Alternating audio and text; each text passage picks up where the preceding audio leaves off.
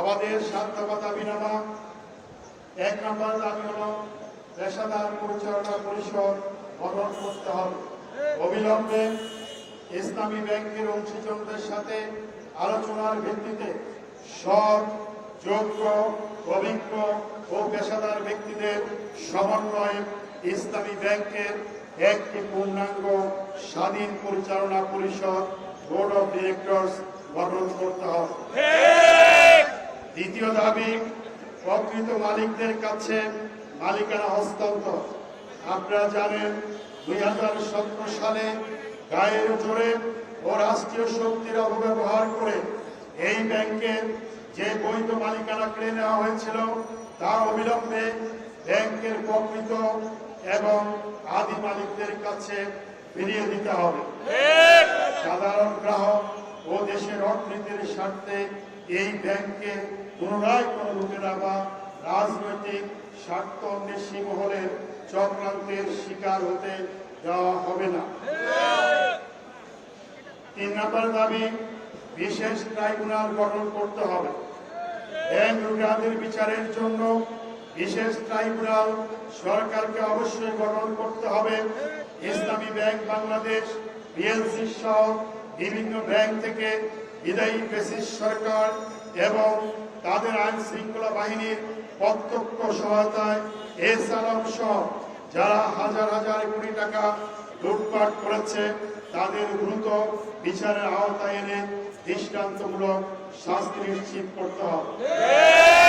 চতুর্থ দাবি, স্থিতিশীলতা এবং ব্যাংকের বিরুদ্ধে অপপ্রচার রোধ করতে হবে। ইসলামী ব্যাংকগুলোতে বিরাজমান আতঙ্ক বিরাজ করছে।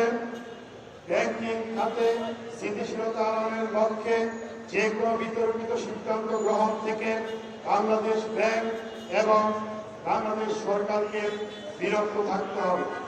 একই সাথে সামাজিক যোগাযোগ মাধ্যমে ইসলামী ব্যাংকগুলোর বিরুদ্ধে চলমান উদ্দেশ্য প্রণোদিত অপপ্রচার রোধে দ্রুত কার্যকর আইনি ব্যবস্থা গ্রহণ করতে হবে।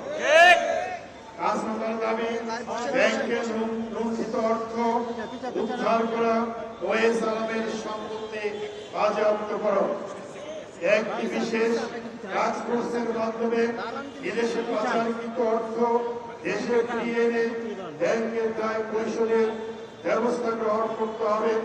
অর্থ ঋণ আদালতে বিশেষ সেল গঠন করে লুটেরাদের স্থাবর অস্থাবর সম্পত্তি বাজেয়াপ্ত বিক্রির মাধ্যমে ব্যাংকের ঋণ পরিশোধ করতে হবে।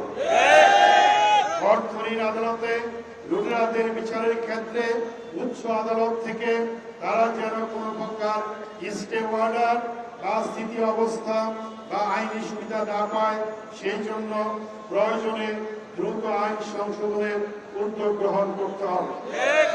আপনারা জানেন যে ইতিপূর্বে অর্থ ঋণ আদালত থেকে এস আলমের ঋণের বিষয়ে কোনো অনিয়ম তদন্ত করা যাবে না মর্মে রুল নীতি জারি করা হয়েছিল, যা জাতির জন্য সত্যিকার ভাবে দুর্ভাগ্যজনক। আমাদের 6 নম্বর দাবি, লুটেরাদের পুনর্বাসন রোধ করতে হবে। ব্যাংক কোম্পানি আইনের 18 ধারা সংশোধন করার মাধ্যমে যারা ব্যাংক লুটপাট করেছে সেই লুটেরাদের পুনরায় কোনো ব্যাংকে পুনর্বাসনের যে ছদ্মবেশী সুযোগ রাখা হয়েছে তা অবিলম্বে বাতিল করতে হবে। তারা যাতে ভিন্ন নামে প্রক্সি কোম্পানি বা ভুয়া কোম্পানি দিয়ে পুনরায় ব্যাংক দখল করতে না পারে সেই জন্য চিহ্নিত লুটেরাদের সন্তান, স্ত্রী, সুবিধাভোগী এবং যে সমস্ত প্রক্সি বা শেল কোম্পানির মাধ্যমে বিভিন্ন ব্যাংকের পরিচালক নিয়োগ থেকে অর্থ লুটপাট করা হয়েছে তাদেরকে ব্যাংকিং খাতের পরিচালনা পরিষদে আজীবনের জন্য আইন সংশোধন করে অযোগ্য ঘোষণা করতে হবে। আমাদের 7 নম্বর দাবি, অসত্য বক্তব্য প্রত্যাহার করতে হবে। আপনারা জানেন জাতীয় সংসদে ইসলামী ব্যাংক নিয়ে স্বরাষ্ট্রমন্ত্রী অসত্য বক্তব্য উপস্থাপন করেছেন এবং ব্যাংক ডাকাত এস আলমের হাতে পুনরায় ব্যাংক তুলে দেওয়ার জন্য যে প্রচ্ছন্ন ইঙ্গিত দেওয়া হয়েছে তা অনতিবিলম্বে প্রত্যাহার করতে হবে।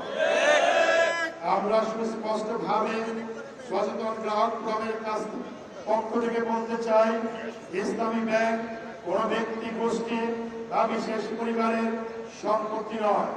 এটি দেশের কোটি কোটি গ্রাহকের আমানত, বিশ্বাস, আবেগ, অর্থনৈতিক নিরাপত্তার সাথে জড়িত একটি জাতীয় প্রতিষ্ঠান। আমরা সরকার, বাংলাদেশ ব্যাংক, সংশ্লিষ্ট সকল কর্তৃপক্ষের নিকট জোর দাবি জানাচ্ছে, ইসলামী ব্যাংকের পূর্ণাঙ্গ গ্রহণযোগ্য বোর্ড গঠন, সুশাসন প্রতিষ্ঠা, গ্রাহকদের আমানতের নিরাপত্তা রক্ষায় অনতিবিলম্বে দৃশ্যমান ও কার্যকর পদক্ষেপ গ্রহণ করতে হবে। অন্যথায় সাধারণ গ্রাহকগণ নিজেদের অধিকার আমানত রক্ষার্থে আরো কঠোর বৃহত্তর কর্মসূচি ঘোষণা করতে বাধ্য হবে।